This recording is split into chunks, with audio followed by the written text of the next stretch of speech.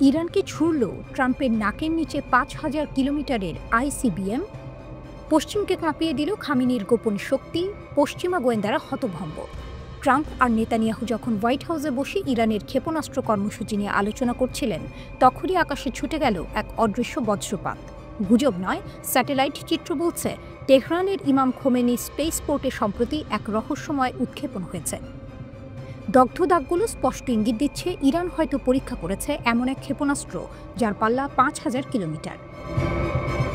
এমন সময়ে যখন জাতিসংঘ ইরানের ওপর নতুন করে নিষেধাজ্ঞা আরোপের প্রস্তুতি নিচ্ছে, তখনই এই পরীক্ষা, যেন খামেনির ঘোষণা আমরা পিছিয়ে যাব না।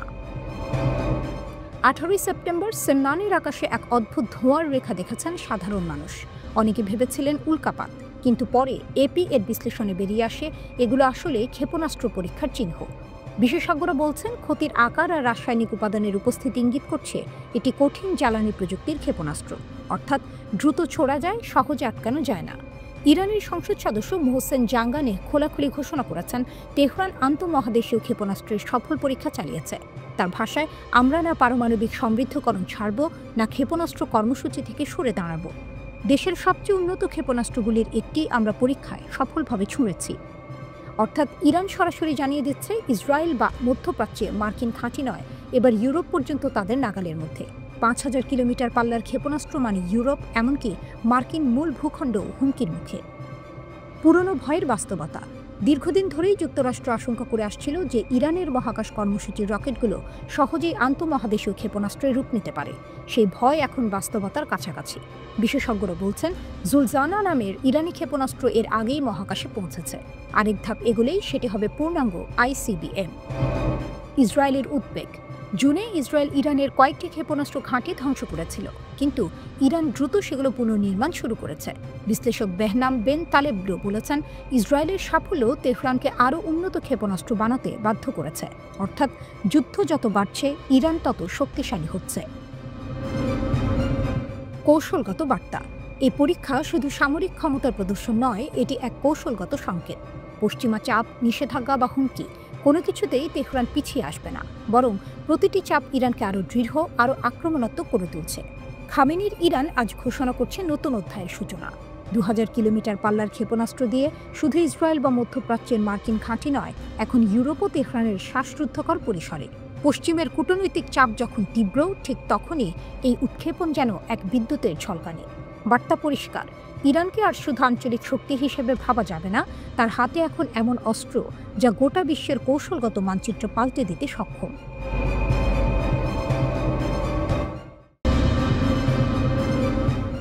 গোপন সামরিক ঘাঁটি আর মিশরের হুঁশিয়ারি।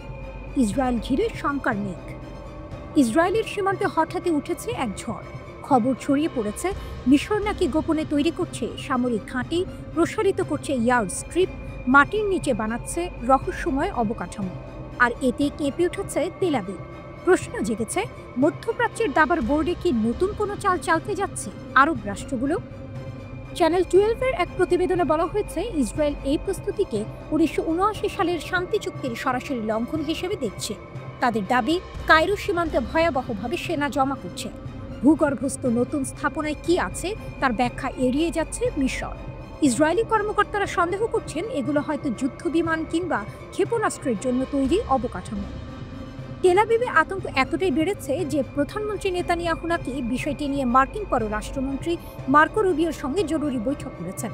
জেরুজালেমেই হয়েছে সেই বৈঠক।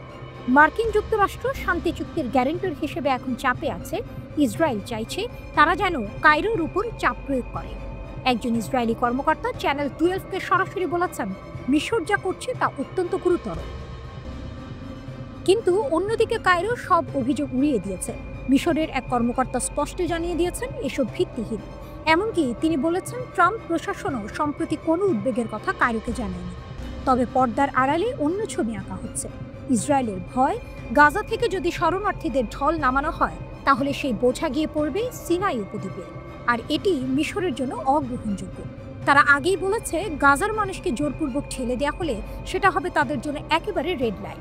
কাহিনী এখানেই শেষ নয়। কাতারের দোহায় ইসরায়েলি হামলায় বহু মানুষ নিহত হওয়ার পর আরব রাষ্ট্রগুলোর অবস্থান আরও কঠোর হয়েছে। তারা আন্তর্জাতিক সম্প্রদায়ের প্রতি আহ্বান জানিয়েছে, ইসরায়েলের আগ্রাসন রুখতে হবে, নইলে এই আগুন ছড়িয়ে পড়বে পুরো অঞ্চলে। মঞ্চ যেন সাজানো, একদিকে ইসরায়েলের আতঙ্ক, অভিযোগ আর মার্কিন হস্তক্ষেপের চেষ্টা, অন্যদিকে মিশরের অস্বীকার অথচ রহস্যময় সামরিক প্রস্তুতির গুঞ্জন। আকাশে ভেসে বেড়াচ্ছে যুদ্ধ বিমানের ছায়া, মাটির নিচে লুকানো অজানা টানে। প্রশ্ন একটাই, এ কি কেবল প্রতিরক্ষা, নাকি আরব দুনিয়া ইসরায়েলের বিরুদ্ধে নতুন কোনো সামরিক ঢেউ তুলতে যাচ্ছে? মধ্যপ্রাচ্যের বাতাস আজ ভারী, উত্তেজনায় ঠাসা। ইসরায়েল দৌড়ে যাচ্ছে ওয়াশিংটনের দ্বারে, মিশর বলছে কিছু হয়নি, অথচ সীমান্তে তৈরি হচ্ছে অজানা ঘাঁটি। ইতিহাসের মঞ্চে আরেকটি বিস্ফোরণের আগাম সুর বাজছে কিনা তা নিয়েই দুলছে দুনিয়া।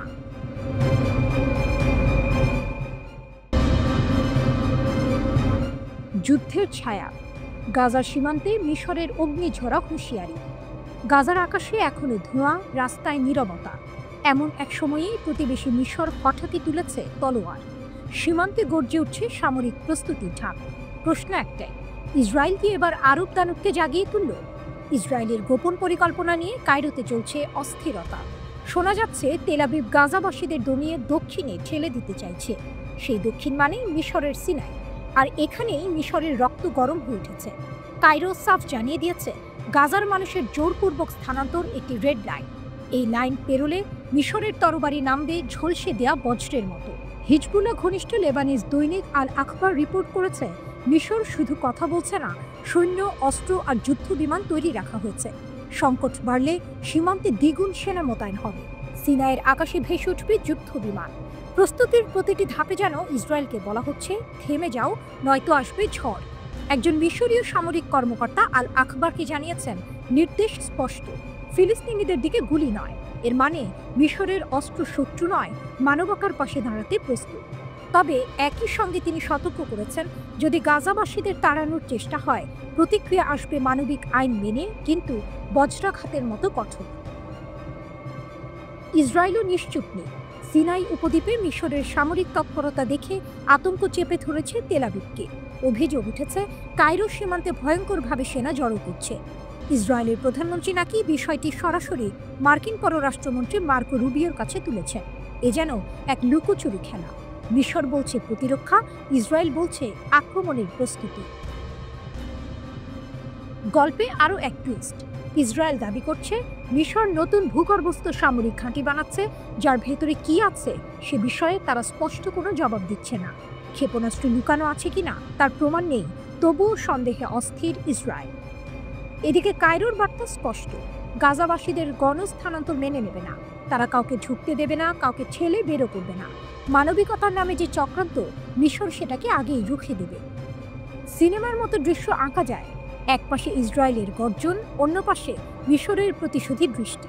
সীমান্তে সৈন্য সারি, আকাশে প্রস্তুত যুদ্ধ বিমান। গাজা যেন দাবার বোর্ড, কিন্তু এবার খেলোয়াড়রা শুধু ইসরায়েল আর হামাস নয়, প্রবেশ করেছে মিশরের মতো আঞ্চলিক দৈত্য। ইতিহাস সাক্ষী, আরব রাষ্ট্রগুলো অনেক সময় নীরব থেকেছে, কিন্তু এবার মিশর ভিন্ন সুর তুলছে। একদিকে মানবিকতার দাবি, অন্যদিকে সীমান্ত রক্ষার শপথ। ফলে সমীকরণ একেবারে বদলে যাচ্ছে। প্রশ্ন থেকে যাচ্ছে, ইসরায়েল কি গাজার পরিকল্পনায় এগোবে, নাকি মিশরের সতর্কতা শুনে পিছিয়ে যাবে? যুদ্ধের ছায়া যত ঘন হচ্ছে, ততই মধ্যপ্রাচ্যের মাটি কাঁপছে অজানা পরিণতির অপেক্ষায়।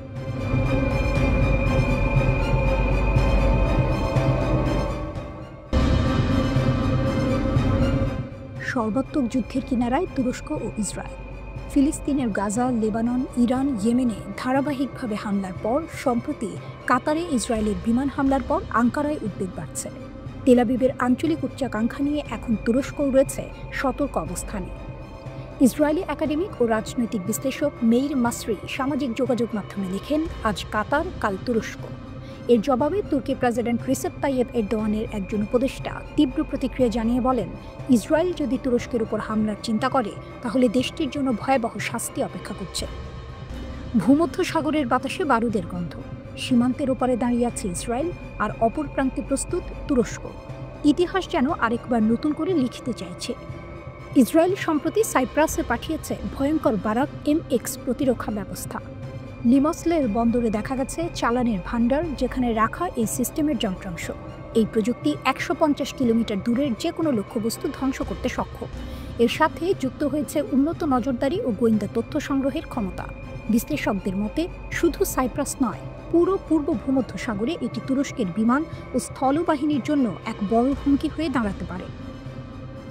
কিন্তু টুইস্ট এখানে, আঙ্কারা আজকের তুরস্ক আর আগের মতো দুর্বল নেই। তারা উত্তর সাইপ্রাসে স্থাপন করেছে শক্তিশালী ড্রোন ঘাঁটি। দ্বীপের উত্তরাংশে মোতায়েন করা হয়েছে ৩ শতাধিক ট্যাঙ্ক ও শত শত সাঁজোয়াজান। প্রেসিডেন্ট এরদোয়ান সেনাবাহিনীকে ইতিমধ্যে যুদ্ধের প্রস্তুতি নিতে নির্দেশ দিয়েছেন। শুধু তাই নয়, তুরস্ক প্রদর্শন করেছে তাদের নিজস্ব হাইপারসনিক ক্ষেপণাস্ত্র, ব্যালিস্টিক মিসাইল এবং অত্যাধুনিক সাইবার বিমান প্রতিরক্ষা ব্যবস্থা, যা ১৫০ কিলোমিটার দূরের লক্ষ্যবস্তুতে আঘাত হানতে পারে। আরেকটি দৃশ্যপট স্পষ্ট, ইসরায়েল ও সাইপ্রাস মিলে যে প্রতিরক্ষা জোট করছে, তুরস্ক তার মোকাবিলায় মাঠে নামছে একেবারে খোলাখুলি। আঙ্কারা বলছে সাইপ্রাসে যত প্রতিরক্ষা ব্যবস্থা বসানো হোক, তা তাদের ড্রোন, মিসাইল ও বিমান শক্তির সামনে টিকতে পারবে না। কারণ এই ভূমি ১৯৭৪ সাল থেকেই সংঘাতের কেন্দ্র, আর আজও তার ছায়া মুছে যায়নি। বিশ্লেষকদের মতে ইসরায়েলের সাম্প্রতিক পদক্ষেপ তুরস্ককে উস্কানি দেওয়ার সমান। যদি একটিমাত্র ভুল পদক্ষেপও ঘটে, তবে তা ভয়াবহ আকার নিতে পারে। এই সংঘাত সীমান্তের ভেতরে আটকে থাকবে না, ছড়িয়ে পড়বে পুরো অঞ্চলে। শরণার্থী স্রোত, জ্বালানি সংকট, সামরিক জোটের দ্বন্দ্ব, সবকিছুই জড়িয়ে পড়বে এই অগ্নিসংঘাতে। যুদ্ধ যদি শুরু হয়, তবে সেটি কেবল আকাশ বা সাগরে সীমাবদ্ধ থাকবে না। ইতিহাসের পাতায় আরেকটি রক্তাক্ত অধ্যায় যুক্ত হবে। তুরস্ককে আঘাত করার মানে হবে আত্মঘাতী সিদ্ধান্ত। এই সতর্কবার্তাই এখন দিচ্ছেন বহু বিশেষজ্ঞ। আর আঙ্কারার কণ্ঠে শোনা যাচ্ছে অতল বার্তা, যে আগুন জ্বালাবে সেই আগুনেই দগ্ধ হবে। বিগত কয়েক মাস ধরেই ইসরায়েলি মিডিয়াগুলো তুরস্ককে ইসরায়েলের সবচেয়ে বিপজ্জনক শত্রু হিসেবে চিত্রিত করে আসছে। বিশেষ করে পূর্ব ভূমধ্যসাগরে তুরস্কের উপস্থিতি ও যুদ্ধ পরবর্তী সিরিয়ায় দেশটির পুনর্গঠনে ভূমিকা, এই বিষয়গুলোকে ইসরায়েলি বিশ্লেষকরা নতুন হুমকি হিসেবে বর্ণনা করছেন। কাতারে হামলার পর তুরস্কের মধ্যে আরেকটি শঙ্কা জন্মেছে, তা হলো ন্যাটো জোটের প্রতিশ্রুতি কতটা কার্যকর। কারণ কাতার মেজর নন ন্যাটো অ্যালাই হলেও ইসরায়েলের বিরুদ্ধে যুক্তরাষ্ট্রের কোনো দৃশ্যমান প্রতিক্রিয়া দেখা যায়নি।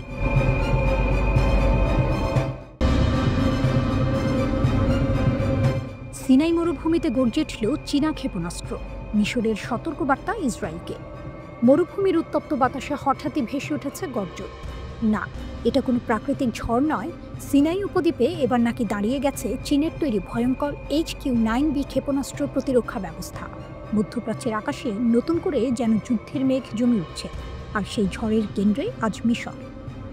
ইসরায়েল যখন গাজায় নতুন করে স্থল অভিযান শুরু করেছে, ঠিক তখনই আঞ্চলিক গণমাধ্যমে ছড়িয়ে পড়েছে খবর মিশর মোতায়েন করেছে এই HQ-9B সিস্টেম। যদিও খবরটি স্বাধীনভাবে যাচাই করা যায়নি, তবে সত্যি হলে এর প্রতীকী অর্থই সবচেয়ে বড়। ১৯৬৭ সালের ৬ দিনের যুদ্ধ মনে করিয়ে দেয় এই পদক্ষেপ, যখন ইসরায়েল দখল করেছিল সিনাই, পশ্চিম তীর ও গোলান মালভূমি। পরে ১৯৭৯ সালের শান্তি চুক্তির মাধ্যমে সিনাই ফেরত পায় মিশর। সেই চুক্তিতে ভারী সামরিক উপস্থিতি সীমিত রাখা হয়েছিল। তাই এবার মিশরের এই পদক্ষেপ শুধু প্রতিরক্ষা নয়, বরং ইতিহাসের পাতায় নতুন এক মোড়। টুইস্ট লুকিয়ে আছে কূটনীতিতে। মিশরের পররাষ্ট্রমন্ত্রী বদর আব্দুল আফতি স্পষ্ট হুঁশিয়ারি দিয়েছিলেন, গাজা থেকে যদি জোর করে মানুষকে সিনাইতে ঠেলে দেওয়া হয়, তবে সেটাই হবে মিশরের নিরাপত্তার জন্য রেড লাইন। আর সেই সতর্কবার্তার পরপরই HQ-9B মোতায়েনের খবর প্রকাশ্যে আসে। এটি নিছক কাকতালীয় নয়, বরং স্পষ্ট এক সংকেত। ইসরায়েলের সাম্প্রতিক হামলা কাতারের ওপর শুধু আন্তর্জাতিক আইন ভঙ্গই করেনি, বরং মিশরকে ভাবিয়েছে ভবিষ্যৎ নিয়েও। President Abdel Fattah al CC বলেছেন, ইসরায়েলের এই অযাচিত আচরণ শান্তি চুক্তিগুলোকে ভেঙে ফেলছে, আর এর পরিণতি হবে ভয়াবহ। HQ-9B কিন্তু কোনো সাধারণ অস্ত্র নয়। এটি একসঙ্গে ৮ থেকে ১০টি লক্ষ্যবস্তু ধ্বংস করতে পারে। এর পাল্লা ২৬০ কিলোমিটার পর্যন্ত।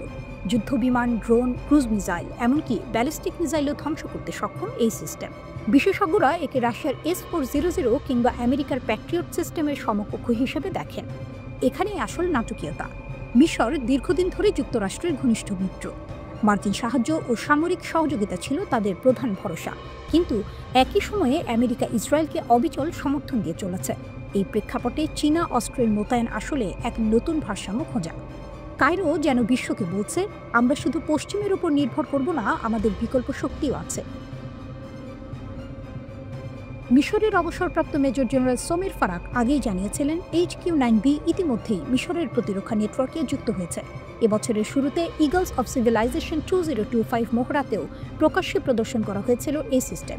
বিশ্লেষকরা বলছেন, এই পদক্ষেপ আসলে সরাসরি বার্তা দিচ্ছে ইসরায়েলকে, সীমান্ত যদি লঙ্ঘন করা হয় তবে প্রতিরোধের জবাব প্রস্তুত আছে। চুক্তি ভঙ্গ না করেও মিশর নিজের শক্তি প্রদর্শন করছে, আর এটি ইসরায়েলের জন্য আসল চাপ। গাজায় যখন রক্ত ঝরছে আর জাতিসংঘ পর্যন্ত গণহত্যার অভিযোগ তুলছে, তখন সিনাই মরুভূমির বুকে দাঁড়িয়ে HQ-9B যেন ঘোষণা করছে মিশর আর নীরব থাকবে না, আঘাত আসলে প্রতিরোধও আসবে।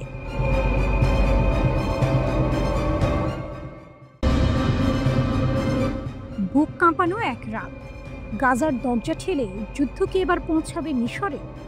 আবার উত্তেজনা, আবারও এক অদৃশ্য আতঙ্ক। মধ্যপ্রাচ্যের বুকে রাতের আকাশে ঘন কালো ধোঁয়া, মাটিতে ট্যাঙ্কের গর্জন, সীমান্তে লোহার প্রাচীরের মতো দাঁড়িয়ে থাকা সেনারা। ঘুম নেই কারো চোখে, কারণ গাজার দক্ষিণ সীমান্তের রাফা ক্রসিংয়ে মিশরের সেনাদের কড়া পাহারা। এর পেছনে লুকিয়ে আছে এক মহাভয়ঙ্কর শঙ্কা। হঠাৎ করে যদি লাখো ফিলিস্তিনি ভেঙে দেয় সীমান্তের বেড়াজাল, যদি তারা ঢুকে পড়ে উত্তর সিনাইয়ের মরুভূমিতে, তখন কি করবে মিশর?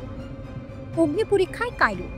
2 বছরেরও বেশি সময় ধরে চলা গাজার যুদ্ধ কেবল ফিলিস্তিনিদের নয়, এবার অগ্নিপরীক্ষায় দাঁড় করিয়েছে কায়রোকেও। যুদ্ধের শুরু থেকেই মিশর ঘোষণা দিয়েছিল, গাজার 23 লাখ মানুষকে তাদের ভূমি থেকে তাড়ানো হবে না, আমরা তা মানব না। কিন্তু বাস্তবতা অন্য কথা বলছে। ইসরায়েলি সেনাদের সাম্প্রতিক স্থল ও আকাশ অভিযান প্রায় 4 লাখ মানুষকে গাজা সিটি থেকে দক্ষিণে ঠেলে দিয়েছে। সেই দক্ষিণ মানে মিশরের সীমানার পাশেই রাফা। এখন কায়রোর চোখে আতঙ্ক, যদি হঠাৎ করেই লাখো মানুষ সীমান্ত ভেঙে ঢুকে পড়ে, তবে সেটি শুধু জনসংখ্যার চাপ নয়, জাতীয় নিরাপত্তার জন্যও বিপর্যয়। মিশরের সরকারি সূত্র আল আরাবি আল জাদিদকে বলছে, সবকিছু যেন সাজানো চিত্রনাট্য। ফিলিস্তিনিদের ধীরে ধীরে সীমান্তের দিকে ঠেলে দেওয়া হচ্ছে। পরিকল্পনাটা এমনভাবে তৈরি যে একদিন হাজার হাজার মানুষ বোমার ভয় থেকে দূরে মাত্র 100-150 মিটার পার হয়ে মিশরে ঢুকে পড়বে। তখন বিশ্ব দেখবে মিশর মানবিকতার দরজা বন্ধ রেখেছে, আর ইসরায়েল তারা দায়মুক্ত হয়ে যাবে। কিন্তু president Abdul Fattah al CC স্পষ্ট জানিয়ে দিয়েছেন, আমাদের ভূমিতে ফিলিস্তিনি গণপলায়নের দরজা খুলব না। ইসরায়েলি অভিযানের নাম দিয়েছেন পদ্ধতিগত গণহত্যা, নতুন আঞ্চলিক বিস্ফোরণ। অন্যদিকে ইসরায়েলি প্রধানমন্ত্রী নেতানিয়াহু উল্টো অভিযোগ করেছেন কায়রোর বিরুদ্ধে, মিশর ফিলিস্তিনিদের কারাগারে আটকে রেখেছে। এই পারস্পরিক অভিযোগ সম্পর্ক আরও তিক্ত হলেও মিশর এখনো ভাঙেনি 1979 সালের শান্তি চুক্তি। তবে ঝড় থামছে না। জর্ডান ইতিমধ্যেই ঘোষণা করেছে, ফিলিস্তিনিদের জোর করে সরানো মানে যুদ্ধ ঘোষণা।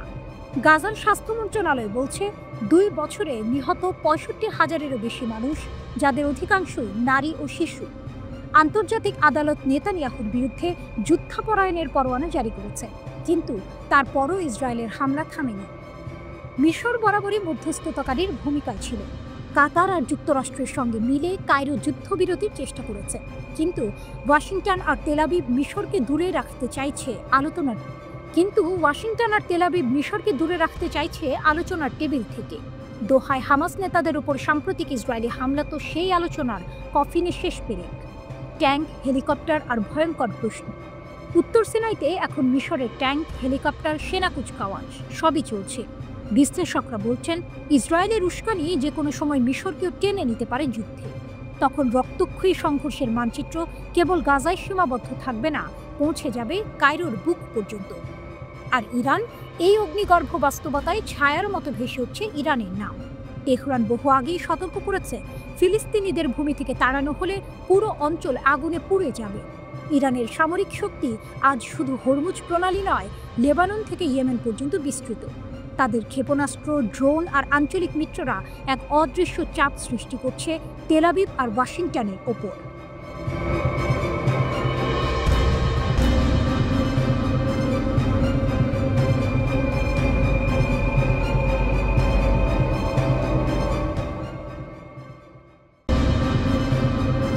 দোহার আকাশে আগুন, মুসলিম বিশ্বের ঘুম ভাঙালো ইসরায়েল। মধ্যপ্রাচ্য যেন আগুনের গোলা। দিনের পর দিন ইসরায়েলের বিমান আর ক্ষেপণাস্ত্র হামলায় দগ্ধ হচ্ছে গাজা, কিন্তু এবার আগুনের আঁচ ছড়িয়ে পড়েছে চারদিকে। লেবানন, সিরিয়া, তিউনিসিয়া, এমনকি ইয়েমেন পর্যন্ত। আর এবার ইসরায়েল এমন এক দেশকে আঘাত করেছে যার সঙ্গে সরাসরি কোনো সংঘাতই ছিল না। সেই দেশটি হলো কাতার। অপ্রত্যাশিত টার্গেট। ধনী, সমৃদ্ধ আর শান্তিপ্রিয় কাতারকে লক্ষ্য করে ইসরায়েলের হামলা যেন তাদের বহুদিনের ভয়েরই প্রতিফলন। মুসলিম জোটের ভয়। গাজা কিংবা লেবাননের মতো যুদ্ধক্ষেত্র নয়, বরং আলোচনার শহর দোহা। হামলা হয়েছে সেই দোহার বুকে। এই আঘাত কেবল কাতারের নয়, কাঁপিয়ে দিয়েছে পুরো আরব দুনিয়াকে। দোহায় জরুরি সম্মেলন। ইসরায়েলের হামলার মাত্র 4 দিন পর দোহায় বসে আরব লীগ ও ইসলামিক সহযোগিতা সংস্থার জরুরি বৈঠক। সম্মেলন পৌঁছে যায় এক ঐতিহাসিক সিদ্ধান্তে। ন্যাটোর আদলে একটি আরব মুসলিম সামরিক জোট গঠনের ঐক্যমত্য। আলোচনায় অংশ নিয়ে কাতারের আমির Sheikh Tamim bin Hamad Al Thani বলেছেন, যখন আলোচনার টেবিলে বসা কাউকে হত্যা করা হয় তখন বুঝতে হবে আলোচনার আর কোনো অর্থ নেই। তার কণ্ঠে ক্ষোভ, কণ্ঠে সতর্কবার্তা। ইরানের গর্জন। সম্মেলনে দাঁড়িয়ে ইরানের প্রেসিডেন্ট মাসুদ পেজেশকিয়ান সরাসরি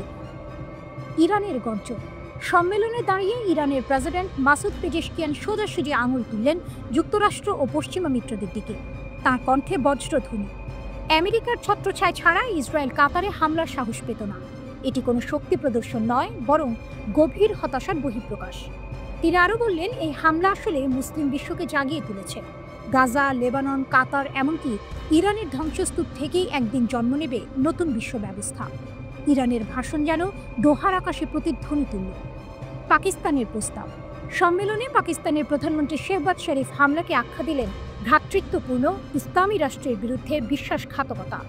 তিনি গাজায় তাৎক্ষণিক স্থায়ী যুদ্ধবিরতির দাবি জানান আর প্রস্তাব রাখেন আরব ইসলামিক একটি টাস্ক ফোর্স গঠনে, যা যৌথভাবে ইসরায়েলের আগ্রাসনের মোকাবিলা করবে। পর্যবেক্ষকরা বলছেন, দোহায় ইসরায়েলের হামলা কোনো বিচ্ছিন্ন ঘটনা নয়, এটি এক নতুন অধ্যায়ের সূচনা। এই আক্রমণ মুসলিম দেশগুলোকে বাধ্য করছে নতুনভাবে ভাবতে, ঐক্যবদ্ধ হতে। এক সময়ের ভাঙা ঘর আজ ধীরে ধীরে জোটবদ্ধ হতে চাইছে। আর সেই ঐক্য যদি সত্যি গড়ে ওঠে, তবে ইসরায়েল একা থাকবে না যুদ্ধক্ষেত্রে। তাদের মোকাবিলা করতে হবে এক বিশাল মুসলিম ফ্রন্টকে। একদিকে গাজার কান্না, লেবাননের ধ্বংসস্তূপ, কাতারের আকাশে আগুন। অন্যদিকে দোহায় নেতাদের সমাবেশ, গর্জন করছে ইরান, প্রস্তাব রাখছে পাকিস্তান। এ যেন সিনেমার এক টানটান মুহূর্ত। সবকিছু ভেঙে পড়ছে, তবুও ভেতর থেকে জন্ম নিচ্ছে এক নতুন শক্তি। দোহার বুকে ইসরায়েলের হামলা তাই শুধু ধ্বংস নয়, এক ধরনের জাগরণও। প্রশ্ন একটাই, এই জাগরণ কি সত্যিই মুসলিম বিশ্বকে ঐক্যবদ্ধ করবে, নাকি আবারও ইতিহাসের মতো তারা ভেঙে পড়বে নিজেদের ভেতরে?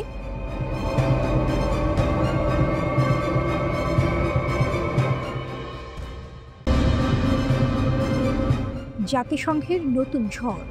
ইরানকে ঘিরে চীন রাশিয়ার অটল প্রতিরোধ। মঞ্চটা জাতিসংঘ নিরাপত্তা পরিষদ। আলো নিভে আসছে।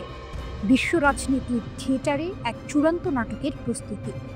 ইউরোপের 3 দেশ, ফ্রান্স, জার্মানি আর যুক্তরাজ্য, আমেরিকার ইশারায় ইরানের বিরুদ্ধে তুলল স্ন্যাপব্যাক শাস্তির হাতুড়ি।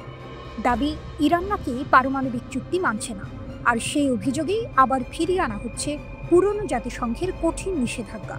কিন্তু ছবিটা একেবারেই সোজা না, কারণ মঞ্চে আছে 2 মহাশক্তি, চীন আর রাশিয়া। দক্ষিণ কোরিয়ার প্রস্তাবিত প্রস্তাবনা ভোটে পড়ল। মাত্র 4 দেশ সমর্থন দিল, চীন, রাশিয়া, পাকিস্তান, আলজেরিয়া। 9 দেশ সরাসরি বিরোধিতা করল, 2 জন রইল নিরপেক্ষ। ফলে প্রস্তাব ভেস্তে গেল। কাগজে কলমে মানে দাঁড়ালো ইরানের উপর নিষেধাজ্ঞা আবার ফিরছে। কিন্তু বাস্তবের খেলা আলাদা, কারণ এই নিষেধাজ্ঞা কার্যকর করতে দরকার কার্যকরী কমিটি, দরকার বিশেষজ্ঞ প্যানেল। আর এখানেই ঢুকে পড়েছে চীন, রাশিয়ার ভেটো শক্তি। রাশিয়ার গর্জন। রুশ রাষ্ট্রদূত মিখাইল উলিয়ানোভ সরাসরি বললেন, এই প্রক্রিয়া ভ্রান্ত, বিপজ্জনক। নিষেধাজ্ঞা চাপালে ফল উল্টে যাবে। রাশিয়ার অবস্থান স্পষ্ট, স্ন্যাপব্যাক কোনো কূটনৈতিক সমাধান নয়, বরং আরও অস্থিরতা ডেকে আনবে। চীনের দৃঢ় অবস্থান। বেইজিংও জানিয়ে দিল, এই পুরো উদ্যোগই রাজনৈতিক, উদ্দেশ্যমূলক। তাদের ভাষায় একতরফা শাস্তি বহুপাক্ষিক কূটনীতিকে ধ্বংস করে। চীনের সংকেত স্পষ্ট, তারা শুধু ভেতরে নয়, বাইরে গিয়েও ইরানের পাশে থাকবে। কমিটি ও প্যানেলের ভান। স্ন্যাপব্যাক কার্যকর করতে পুনরুজ্জীবিত করতে হবে রেজলিউশন 1737 স্যাংশন কমিটি। এই কমিটি ঠিক করবে কোন ব্যক্তি, কোন সংস্থা কালো তালিকায় উঠবে, কোন দেশের কাছে রিপোর্ট চাইবে। কিন্তু সমস্যা হলো, এই কমিটির প্রতিটি সিদ্ধান্ত সর্বসম্মত হতে হবে। অর্থাৎ রাশিয়া বা চীন একবার আপত্তি তুললেই সবকিছু থেমে যাবে। এর পাশাপাশি দরকার প্যানেল অফ এক্সপার্টস। তারা রিপোর্ট দেবে, তদন্ত করবে, প্রমাণ হাজির করবে। রাশিয়া চীন চাইলে এই বিশেষজ্ঞদের নিয়োগই আটকে দিতে পারে, ফলে কাগজে নিষেধাজ্ঞা থাকলেও বাস্তবে কার্যকর হবে না। অর্থনৈতিক প্রতিরোধ। জাতিসংঘের ফাঁকফোকর ছাড়াও আরও আছে শক্তির খেলা। রাশিয়া আর চীন খোলাখুলিভাবে বলছে তারা ইরানের সঙ্গে তেল ব্যবসা চালিয়ে যাবে। ডলার নয়, লেনদেন হবে ইউয়ান, রুবল, এমনকি ক্রিপ্টোকারেন্সিতে। চীনের নিজস্ব ব্যাংকিং নেটওয়ার্ক সিআইপিএস, রাশিয়ার বিকল্প এসপিএফএস, এগুলো এসডব্লিউআইএফটি এর বাইরে নতুন আর্থিক রাস্তা খুলে দিচ্ছে ইরানের জন্য। ফলাফল, পশ্চিমা নিষেধাজ্ঞা কাগজে থাকবে, কিন্তু তেহরানের বাজারে তেল গ্যাস চলবে নিজের ছন্দে। একদিকে আমেরিকা ও ইউরোপ ভাবছে শাস্তির ভারে নত হবে ইরান, অন্যদিকে তেহরান দাঁড়িয়ে আছে বেইজিং আর মস্কোর অটল ঢালে। এ যেন দাবার বোর্ডে হঠাৎ উল্টে যাওয়া চাল, যেখানে কালো ঘুঁটির মতো ইরানকে কোণঠাসা করতে গিয়েই সাদা ঘুঁটি ফেঁসে যাচ্ছে দুই মহাশক্তির প্রতিরোধে। প্রশ্ন একটাই, এই স্ন্যাপব্যাক কি সত্যি ইরানকে ভাঙবে, নাকি চীন রাশিয়ার শক্তি মিলেই আবার নতুন করে গড়ে তুলবে এক বিকল্প বিশ্ব ব্যবস্থা?